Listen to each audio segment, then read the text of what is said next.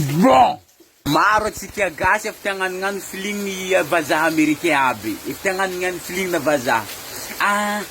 Zany américain za, agnano fiainana américain za.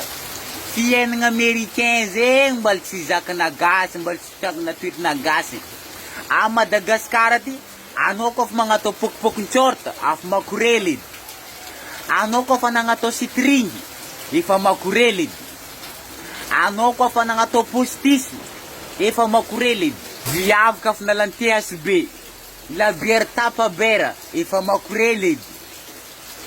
Viavy ka fa manambady vazaha, efa makorely edy. Viavy ka fa misarisary ma izy mivolagna, efa makorely edy. Karaha zegny filina Madagasikara aty. Ke a Madagasikara tsy tokony mbola agnaraka filina americain aby. Fa zegny fa I'm a bad boy, I'm a bad boy, I'm a bad boy, bad girl, I'm a bad boy, bad girl. Ke azadigna programme atsika amin'ny troisième ho avy zao samedi troisième ho avy zao amin'ny York Bara Tamatavy miaraka amin'ny Tansomena ndraiky Ayona Edy.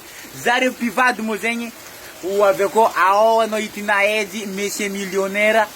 Ny réservation de table moa zegny alefa sy mialola se tsao anao tara tsao tsy azo table ndraiky anao tonga ao. Ao anao hita ambiance agny atsika mifankahita magnantegnanareo bahoaka ny Tamatavy mba ho tonga maro. Ny vidim-pidirana moa zegny tsy natao lafo 15 000 ariary olo araiky magnantegnanareo ho tonga maro.